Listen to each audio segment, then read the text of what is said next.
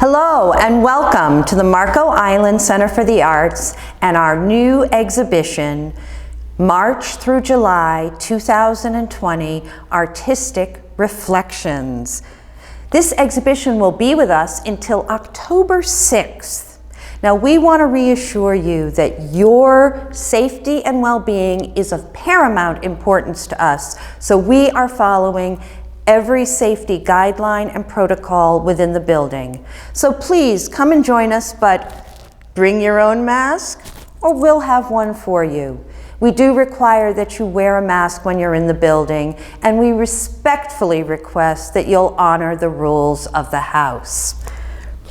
We are proud to be showing the works of 34 area artists in this show. Many of these artists, having had uninterrupted time to work, have created extraordinary and creative pieces. For some, creating artwork has provided a sense of purpose, as well as providing sanity in these challenging and somewhat frightening times. Still, other artists have used their artistry to reflect issues of the day, whether addressing coronavirus, social justice, loneliness, despair, or hope. So come on down to the Marco Island Center for the Arts, 1010 Winterberry Drive on Marco Island. The Art Center is a gallery. I am in a gallery, and we encourage you to purchase art from your area artists.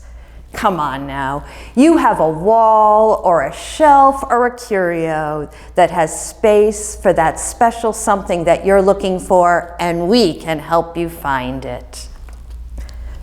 Become a collector or add a new piece of art to the collection you already have. Now, let's get started.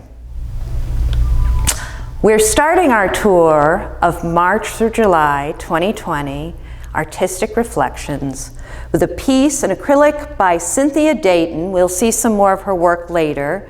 Najaro Verde. Now, this was a color study that was originally done looking at orange, and during the time that she had to work on it, it just continued to blossom.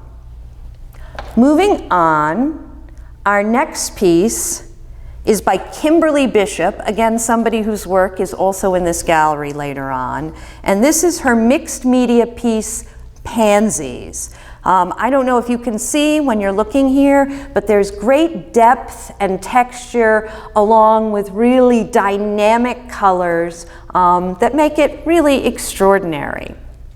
Moving on down, we have the work of Olga Chechik, and Olga, I apologize if I've said your name wrong.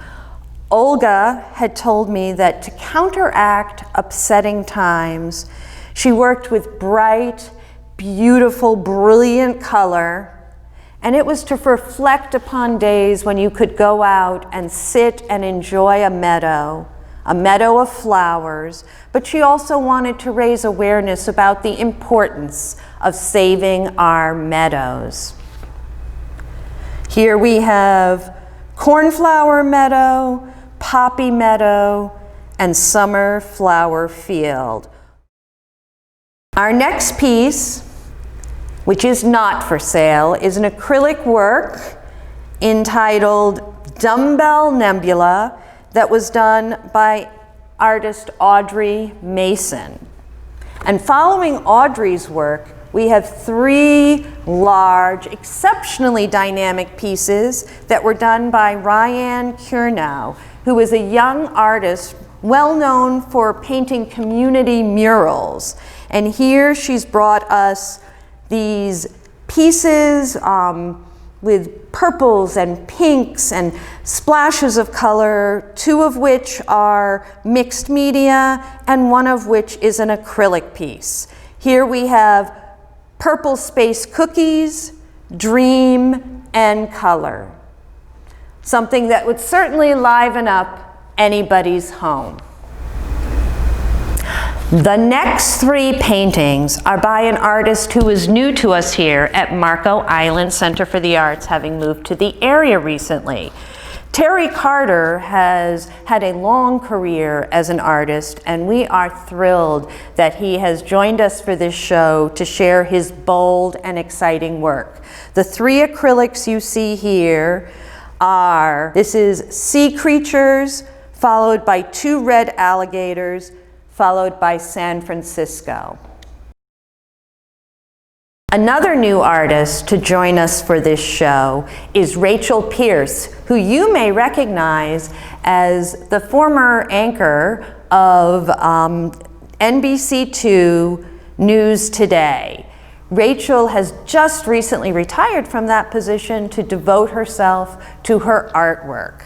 She's told us that she is inspired by modern coastal Florida and her natural surroundings, which is clearly reflected in the artwork we have here today. The first being deep water sea turtle in acrylic. The next piece is all in the colors with the beautiful seashells and the water. These pieces are great for your Florida home.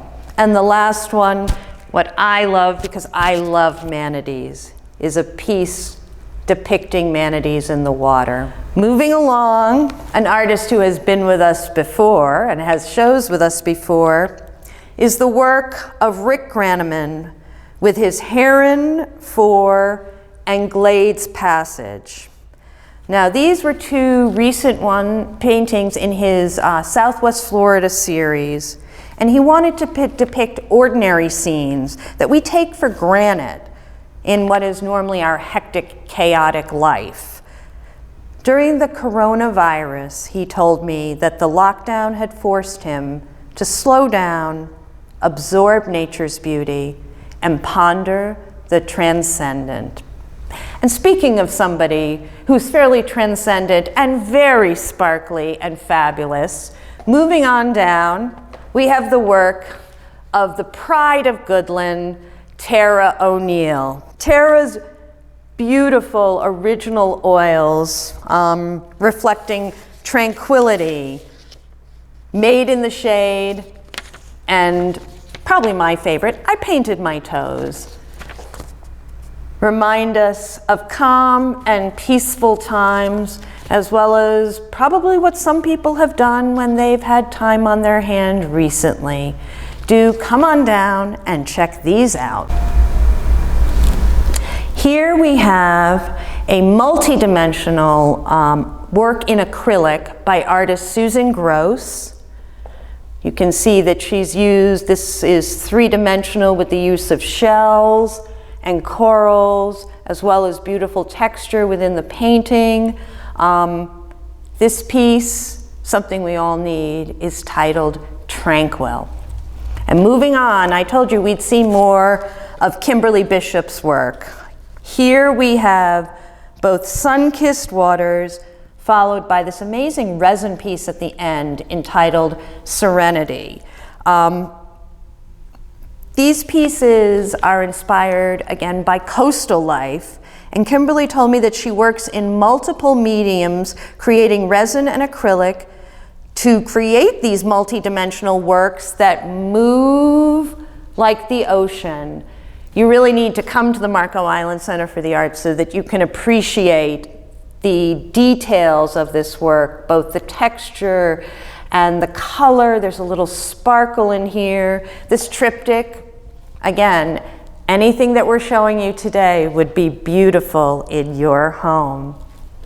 As well, it's this really cool piece that's a resin piece.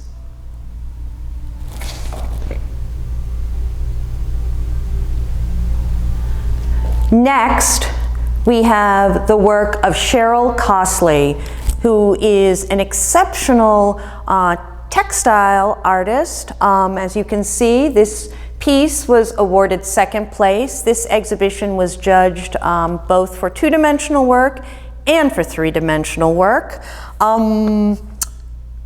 Cheryl, who will have her own show in the La Petite Gallery in the month of September. So if you've gotten a sneak peek of what she can do here, please join us in September to look at her one-woman exhibition.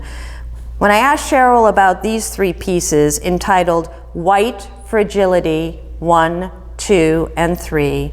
She said she was inspired to create these pieces by the recent call for racial justice, as well as the #1 best-selling book written by Robin DiAngelo, White Fragility. As we move along, the next 3 pieces were done by another artist who I have known as a remarkable modern quilter, but she is now doing portraits of pets and wildlife. Debcrine has presented us here with baby lion cub, Miley Riley the dog, as well as her colored pencil drawing of a horse. And if you're enjoying these, I will tell you, I like these so much that I am getting a drawing done of my cat that she is going to do for me. Do check out her Facebook page so that you can see more of her work. It's so charming, and the work is so detailed you feel like you can just pet them. We have photography here by Robert Cutie. His pieces, which are Face It and Summer Lights. I think Summer Lights is very apropos with the use of shadow and light within the pieces. As you can see, one of his pieces was awarded an honorable mention. He is followed in the corner by the one and only Karen Swanker and her found object art, also which had been awarded an honorable mention. The found object assemblages are created mostly from pieces found on the streets of Marco Island. Broken plastics, wood, and metal objects are picked up by Karen during her walks and bike rides. The pieces speak to the impact of what is dropped on the earth. It will take eons for these pieces to decompose. Some might be there indefinitely. Meanwhile, Karen takes them and turns them into art and makes us all aware of the importance of recycling. Joe Parisi, a veterinarian and photographer, has brought pieces that we can see Halloween dragonflies, and of course our centerpiece is a Halloween dragonfly with a gecko. I had to search for the gecko, but it's there. Joe is a favorite of ours here at the Art Center, as is Judy Chinsky, who has taught here. Her husband is a great photographer, just as an FYI. She has another piece, but right now we are looking at the pieces that are Content at Home and Practice, Practice, Practice. These pieces, Judy told me, were inspired by her stepdaughter, I believe the one with the guitar. And as she worked on them, they were done as representations during this time in particular of self-care, peace, and reflection. These are acrylic. As we move along, we have the work of Judith OBrien. They are 3 pieces, oil paintings, and what is very unique and special about these is during this time when the artist was shut in, she used it as a time for learning and taking textbooks. She studied oil painting on her own. It was not a medium she was working with before. She experimented with application and with brush strokes, and what we see here are her 3 charming and quite accomplished paintings, which are Girl in a White Cape in the center, Standing Figure at the end, and Meditation in Blue. Works by oil paintings by Judith OBrien. Thank you for joining us, and we hope that you've enjoyed March through July 2020 Artistic Reflections. The staff at the Marco Island Center for the Arts looks forward to welcoming you. Again, we can assure you that you will be safe when you come and visit us. So please, stop by. And remember, wear your mask.